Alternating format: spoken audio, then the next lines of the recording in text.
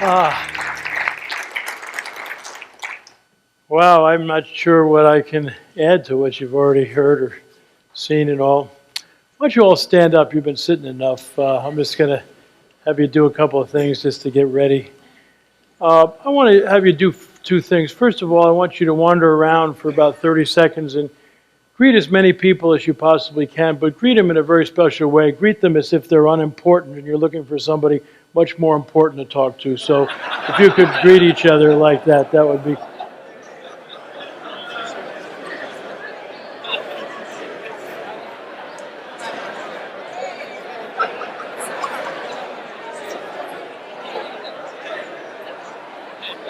Okay, stop where you are, but don't sit down. Stop where you are, but don't sit down. What I'd like you to do now is wander around for another about 30 seconds, but this time greet people as if they're a long-lost friend and you were really glad to see them.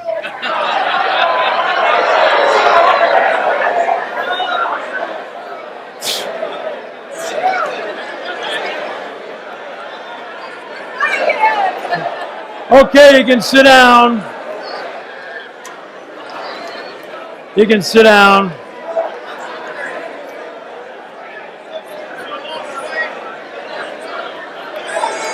You can sit down. You can sit down. All right.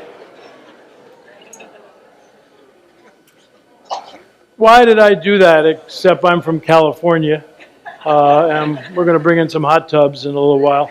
But I just wanted you to understand is that if you want to run a great company, a great family, a great nonprofit, you got to know how to manage people's energy. Where was there more energy in the room, the first activity or the second? Second, significantly. What did I do to change the energy in the room? All I changed was what you were thinking about. From a negative thought, these are unimportant people, to a positive, and the whole energy in the room changed. You know what also changed? Your behavior. Did I tell you how to act when you're greeting unimportant people? No, what was there? Very little eye contact, very little touching, very little, you looked like you were greeting unimportant people. Then all of a sudden I said, greet people now as if they're long-lost friends. What happened to your faces? It lit up, you started to laugh, you were hugging people and all. And so, in the Bible it says, as a man thinketh, a man become. And what I want to do is just share with you in the time I have with you is that I want to share with you a different way to think about leadership. Because if you understand how Jesus wants you to lead as a servant leader, and you walk into your home, your office, your nonprofit, and you really, in your heart, say, how can I lead like Jesus? Your energy is going to be completely different than, because in many ways what Jesus said to us about leadership is that we should be a leader first. A servant first and a leader second. And I love in Matthew, where John and James bring their mother to Jesus, She thinks it's a hierarchy up there and says, can one of my sons sit at your right hand, one at your left hand in your heaven? And of course, Jesus, after he explains it's not for me to grant, he sits the disciples down. This is probably one of the most important speeches you could ever read and understand about Jesus. He said, the Gentiles lord power over people. They use authority. Not so with you. And what he essentially was saying is if you want to lead, you need to follow. If you want to be first, you need to be last. Even I have come to serve, not to be served. And as I read through that the first time, see, I'm a late comer to the Lord. I was almost 50 years old. And I never got interested in the Lord until the 1-Minute Manager came out. It was so ridiculously successful. I was having trouble explaining it. And people said, why do you think it's so successful? And I started saying, somehow God must be involved. And my mother was praying for me and all. But the minute I mentioned God, then all kinds of amazing things happened. And people he sent into my life. And one of the neat things about being here is that I think the greatest field for us to share our faith and to have impact is probably in the business world of anywheres. I mean, so many people are saying that, I mean, did Jesus hire pastors? No, it was a whole bunch of business guys, every one of them, And why did he choose them? And so it's an incredible, fertile field that you all have. And if you can understand what Jesus is telling us about leadership, I don't think there's any options. I didn't hear he said, well, maybe at home might be differently or here. And so as I said, I came into being the Lord late. And, a number of the people who came into my life, I was asked to write a book with Norman Vincent Peale. I said, is he still alive? I mean, my parents had gone to his church before I was born. And then the Lord puts me across the aisle from Bob Buford in a flight to a YPO thing, but in Mexico City. But he turns me over to Bill Hybels from Willow Creek. And, it's so interesting because they were trying to talk my language. And Hybels said, Blanchard, I don't know why you haven't signed up a lot sooner. He said, because you get 3 consultants for the price of 1. He said, the Father started it, the Son lived it. And, it's interesting about the Holy Spirit, heard recently a guy said, the Holy Spirit always gets second fiddle or third fiddle. It's not even a swear word for the Holy Spirit,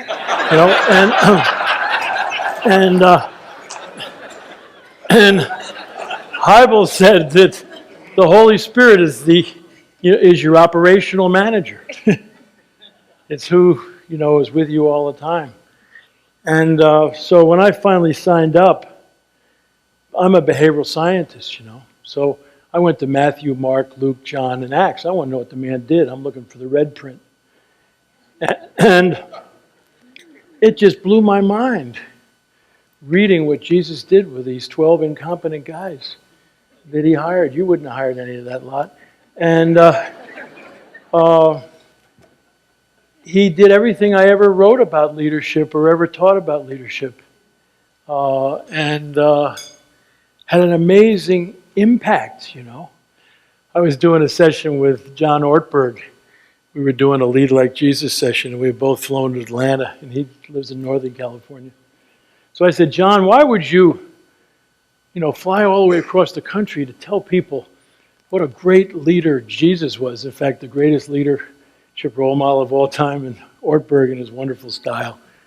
He said, well, let's just imagine if any of you might have been gamblers 2,100 or so years ago, where would you have put your money as a bettor on lasting the Roman Empire and the Roman army, or this little Jewish rabbi with 12 inexperienced followers? And he said, isn't it interesting, over thousands of years later, we still name our kids Jesus, Peter, Paul, and Mary, and we name our dogs Caesar and Nero.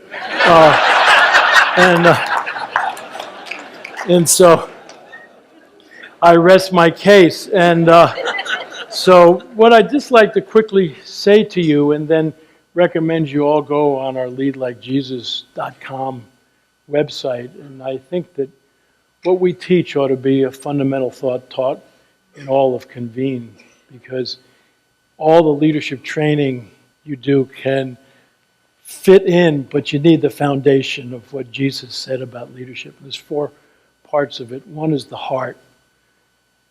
And I had never thought much about the heart in leader. I'd spent all my time on the head, how do you think about a leader?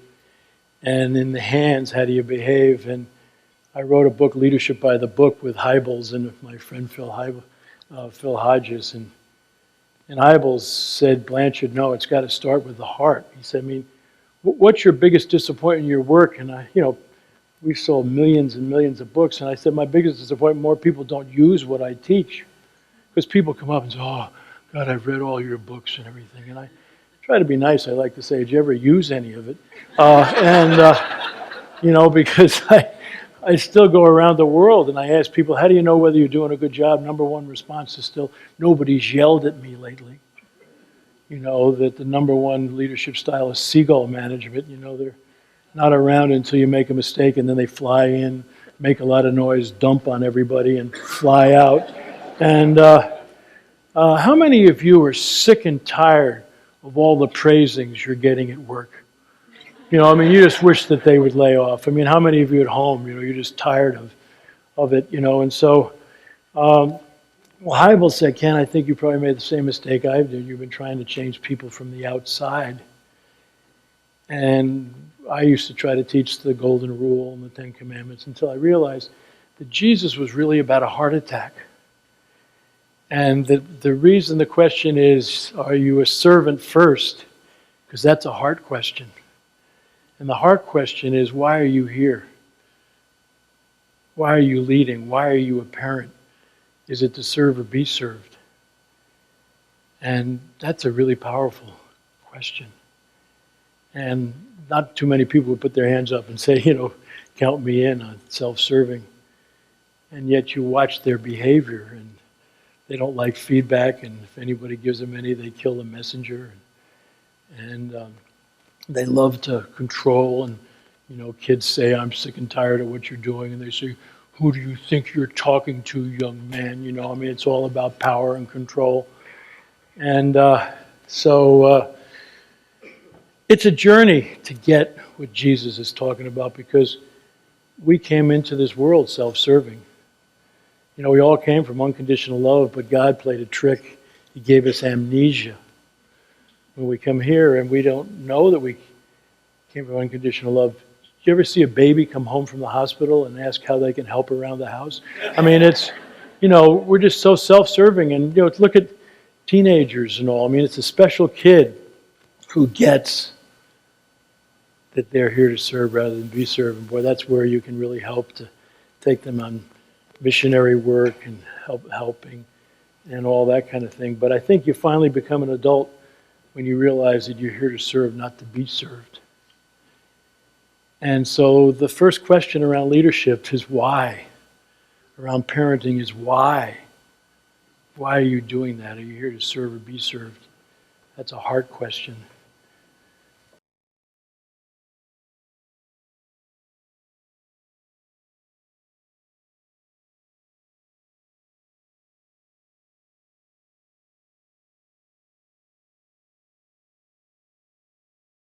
The next question is the head question is, what do you think servant leadership is all about? See, when I go into corporate communities and talk about servant leadership, people kind of raise their eyebrows because they think I'm talking about the inmates running the prison or trying to please everybody or some religious movement.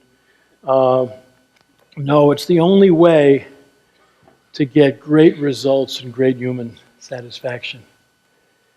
And it's the leadership style practiced at Southwest Airlines. I just finished a book with Colleen Barrett, who stepped down as president, called Lead with Love, a different way to lead. They got 36,000 people. The airline industry has lost money in its history, and they've made money every year for 40 years. It's a leadership style at Chick-fil-A. It's a leadership style under Bill Pollard at Service Master. Synovus, when Jim Blanchard and all was there, and Ritz-Carlton, we were ladies and gentlemen serving ladies and gentlemen under Horst Schulze and all. And I can go on about examples. And what you have to understand about servant leadership is that there's two parts. One is the leadership part, which is all about vision and values and goals and all, because you have to have something to serve before you can be a servant leader. And one of the problems in our country today is we don't have a vision anymore. We don't have any values anymore. If you try to act like you have any values, they put you down. And all as a result, without clear vision and direction, the only thing you get to serve is yourself. Because the key to servant leadership is to have something bigger than yourself. When Jesus went to disciples, he said, "Come with me. I'm going to make you fishers of men." Oh, that's really an interesting thing. See, because the first part of clear vision is, what business are you in? At Southwest Airlines, you ask anybody what business are you in, you know what they say? We're in the customer service business. We happen to fly airplanes. And so you need to know what business you're in, and don't make it complicated. And I read mission statements. I was working with a bank, and they sent me their mission statement. I said to the president, everybody I was front, "Thanks for sending it to me. I've slept so much better since I got it." Because I put it next to my bed, and if I can't sleep at night, I read your mission statement. And they say, "When the financial services business, we do this." Come on. I said, if I was doing business with you, I would hope you were in the financial peace of mind business. That if I gave you money, I'd have peace of mind. That you would take care of it, maybe protect it. Walt Disney said, we're in the happiness business. And the second part is, what's your picture of the future? If you do a great job on what you do, what will happen? You know what the picture of the future of Southwest Airlines is? That every American will be able to be with a friend or a relative in a happy time and a sad time. That's why it's a low-cost airline. They think their job is to democratize the airways.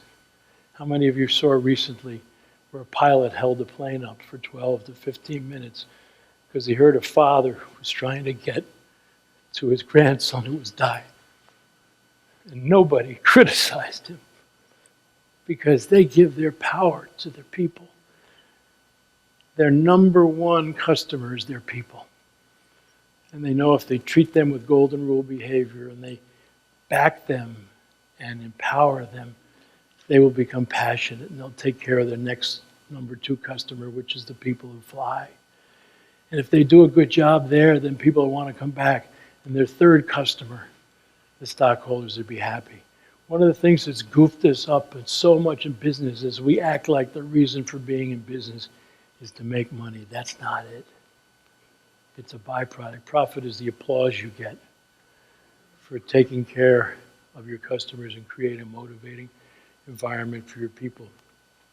What was Jesus' picture of the future for his disciples? Go and make disciples of all nations. He didn't say just not that group, not that. There's opportunities for us all over the world, and baptize them in the name of the Father, the Son, and the Holy Spirit. And so you need a clear sense of where you're going. Walt Disney said that every guest leaving their park should have the same smile on their face leaving as they had when they entered 6, 8, 10, 12.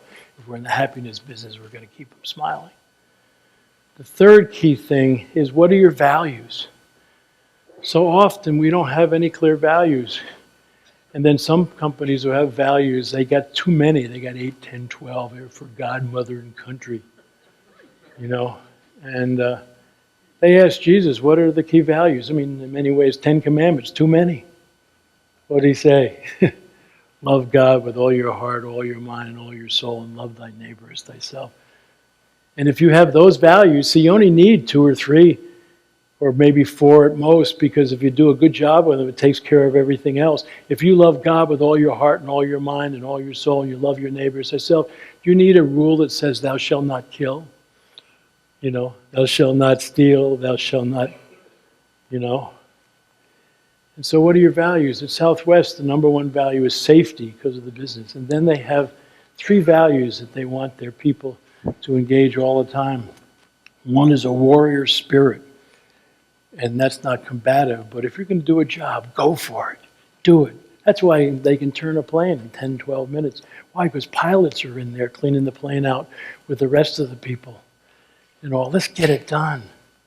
Let's do it. Second is they want everybody to have a servant's heart. and they interview people and ask them tough questions about, who impacted your life and what did you learn from them and how is that impacting how you behave, because they want to know who you are.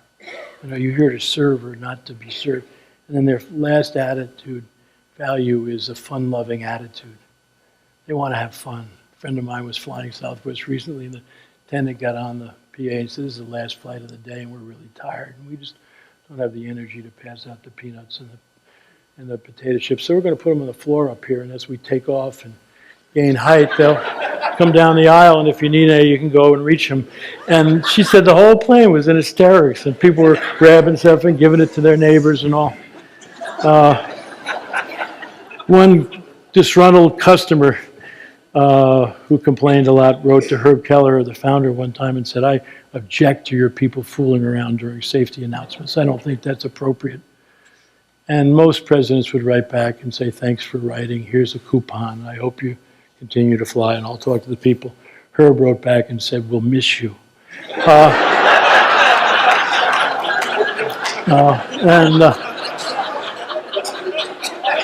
So, because that's one of their values and all. And so, now you can put goals, you can put initiatives under that vision, but now people know what you stand for. Are people clear? How many of you have a mission statement for your family? Do you have a set of operating values for your family? My son does a lot of speaking now, and he says, a lot of people want to know, what's it like to have been the 1-minute son? He said, when I was young and I got in trouble, which happened a lot, he said, I wish I was punished like the rest of my friends, sent to my room or even spanked.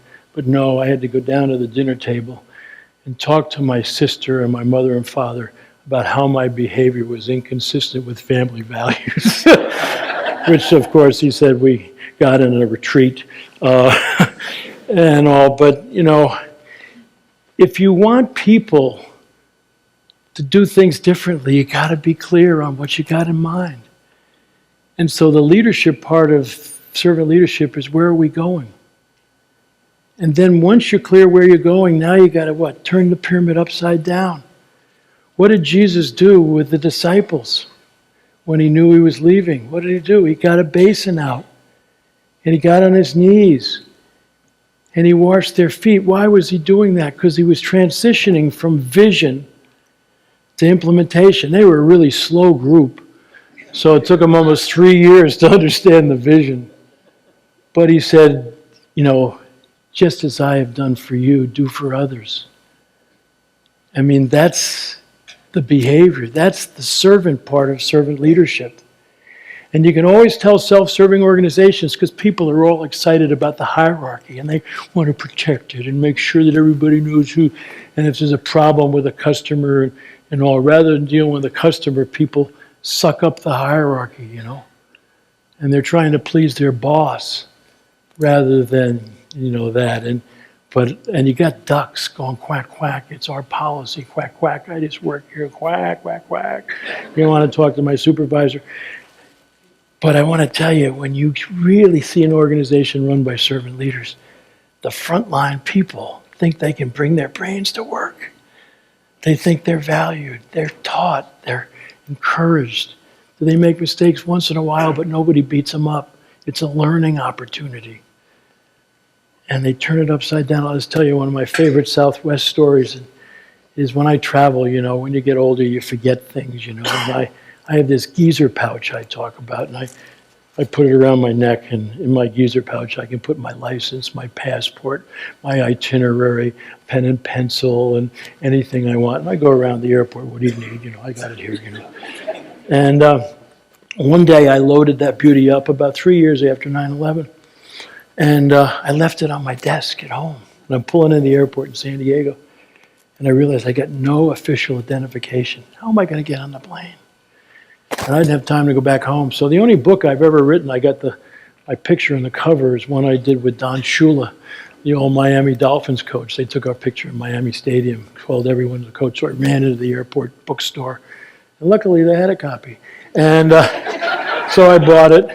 And the first airline I had to go to was Southwest Airlines. And Guy's checking my bag out on the curb, and he said, "Could I see your identification?" I said, "I feel badly. I don't have a license, passport." He said, "How's this?" And I held the book up, and the guy looks at it. He shouts out, "This man knows Don Shula! Put him in first class!" Of course, they don't have first class, and they're high-fiving, "Hey, the guy knows Shula," and everything. I mean, I was like a hero out there. And there's an older guy there that says, "I know the security guard's upstairs. I think I can get you through there." This is what he did. The next airline I had to go through before I could get my license overnight was one of the big ones, always talking about Chapter 11 and all. And the minute I showed the thing, I mean, the duck doo-doo started to fly. Quack, you better talk to the ticket counter. I showed the woman, she said, "Quack, you better talk to my supervisor." We call a supervisory duck the head mallard, because they just quack at a higher level. And pretty soon I'm about 5 letters up talking to a guy in a suit and a tie. So I had to kind of confronted him, and all of a sudden I realized, I'm going to be in trouble. This guy's a bureaucrat. You can always tell bureaucrats because they have very tight underwear on. So I had to change my tune. I said, "Oh, what a difficult job you must have." And trying to make these kind of decisions. And so he let me finally on the plane. But why is Southwest different? Because that's what they do. They hire great people. They train them. They tell them you're in charge. Bring your brains to work, Remember the kind of things. And so you got to understand that about servant leadership. And the biggest problem is most people don't have a clear vision and direction or goals. And then they wonder why you can't be a servant leader. You got to have something to serve before you can be a servant leader. The third thing is the hands, which is if you get this in your heart you want to serve and you understand it, what does this mean behaviorally? What it means behaviorally is how do you help people win? I get so embarrassed, and some of you might be embarrassed, with people who have performance review systems that have normal distribution curve, where you're supposed to put a certain percentage of your people to the cleaners, and here's managers sitting behind closed doors trying to figure it out, or you got Jack Welch's philosophy, let's rank order our people. Did Jesus believe in a normal distribution curve? Did he rank order people? No. What did he say? Every single human being has been created in God's image. And what's your job as a manager is to bring that magnificent out in them.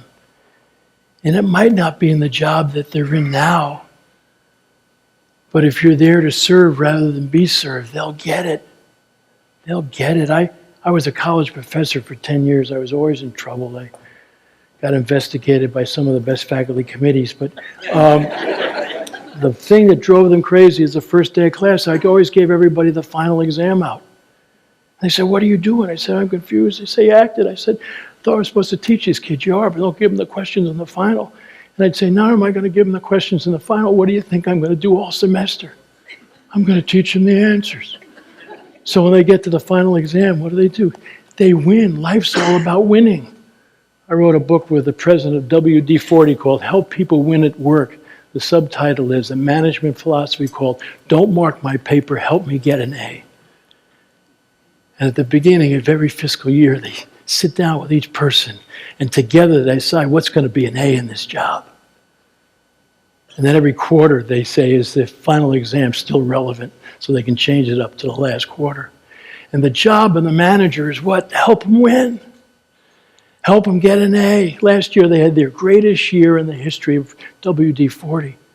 They have an internal survey they do every 18 months. 98% of the people filled out the survey, and they're in 100 nations. How many of you fill out internal surveys and get more than 50%? Highest rated question, 98.6 people with a performance review system that is not normal distribution curve, is not rank ordered, is trying to get as many people's A's as possible. 98.6 people said at WD-40, I am treated with respect and dignity. 98% said I'm clear on what I'm being asked to do. 98% said I'm getting the help I need to be a good performer. Jesus wants everybody to win. If you're a servant leader, your job is to help people win. And if they're the wrong job, then you can sit down. If you've done everything to get them an A and you can't get them, they'll know too. And is there another job they can do? Or maybe can you career plan them to somewhere where they can? But they're important. Every human being is important. And then I just want to end by saying the fourth aspect of leading like Jesus. You got the heart. Are you here to serve or not? The head, you understand that you got to have something to serve in order to be a servant leader. And then the hands, that your job is to help people win, not walk around evaluating people. What are you doing to help them win? Not judge and evaluate them. It's one of the problems in American schools. You know, we want to break kids in normal distribution curves. Why aren't we trying to help them all win? You know, it's just crazy. But how do you keep your commitment to be a servant leader? You have to have certain habits, and I had never thought about habits. But Jesus had 5 habits I want to leave with you. And if you want to be a real servant leader, you got to look at this. Number 1 was solitude. How much time do you spend quiet? You know, second, habit is prayer, which often goes with solitude. What do you do? I mean, Jesus went off by himself after he was baptized. 40 days, that's a lot of solitude. He went off after he heard that John the Baptist was killed, I think maybe to deal with grief. He went off after he fed the crowd of 5,000, maybe to deal with pride because they wanted to make him king. My favorite one is he's healing one day and the disciples are getting really excited. This could be a great business. And a big crowd's going to gather the next day. And the next line in the Bible was, early the next morning, Jesus went off to a solitary place to pray. The disciples are up and they're running around, where is he and all. They finally find him and say, come, they're waiting for you. Did Jesus care about those people? Sure. One of the most caring people, but he said, no, let's go to the next village so I can teach, for that is why I have come. Because if you don't know why you're here, and if you don't know what your mission is, then all kinds of people can get you to go in all kinds of different directions. And so solitude gives you time to think and to pray. And also, did he know Scripture? And I know that's one thing that's so important and convenient. I just love that. I did a lot of work initially with tech, the executive committee. I think it's called Vistage now and all. But with you all having the foundation of the Bible and the Lord, I mean, God, that's just fabulous. And did Jesus know the Bible? I mean, I cracked up, I'm a new guy. And here he gets tempted by Satan. I mean, he could have said, get out of here. You got to be kidding me. I'm number 2 at best, and all. But what did he say? Every time he said, it is written. He quoted the Bible. Do you think it's important for you to learn some Bible verses? Because sometimes you might not be near a Bible and something happens, you ought to have some. Some of you might have read Halftime with Bob Buford. His son Ross was killed doing something stupid with some friends. They tried to swim across the Rio Grande River on a camping trip to see what it would like to be an illegal alien, and never made it. And Bob got a call that Ross was missing, and he did everything that money could buy. And he got trackers and helicopters and all kinds of things. And that afternoon, he's sitting on a bluff above the Rio Grande River with an old tracker. An old guy that had been tracking illegal aliens for over 30 years. He said, what's the chances of me ever seeing my son again? And he said, less than 50-50. And Buford said, I finally realized here was something I couldn't plan my way out of. I couldn't buy my way out of. I couldn't think my way. And he was thinking of jumping off that cliff. Because Ross was his only child, and it was his idol. He loved that kid. And he remembered what? Proverbs 3:5. Trust in God with all your heart, and lean not on your own understanding. It saved his life because it doesn't make any sense that your son at 23 would die. But trust in God with all your heart and lean not on and he will guide your path. And Bob said, okay, I lost maybe 30 years with Ross. But what's that compared to eternity? And look what Buford's done since. Bible quotes. Fourth thing, Jesus had a small group, just like you all are in. And those of you that aren't in a convened group, get a group. Get a group of people who will be honest with you and say, could you repeat that? You really thinking of doing that? And who did Jesus have that he could be more vulnerable? John, James, and Peter. You know, I found anything that Jesus did is not a bad idea to try it. Because I've never seen him to recommend anything to hurt us. And so I think we all need a small accountability group, a small intimate group that we can be more vulnerable. And then the last one, a lot of people say, is that really a habit? Sure it is. Jesus trusted the unconditional love of his Father. And that what gets us in trouble as we try to run organizations as family is our ego that says our self-worth somehow is tied up to our performance plus the opinion of others.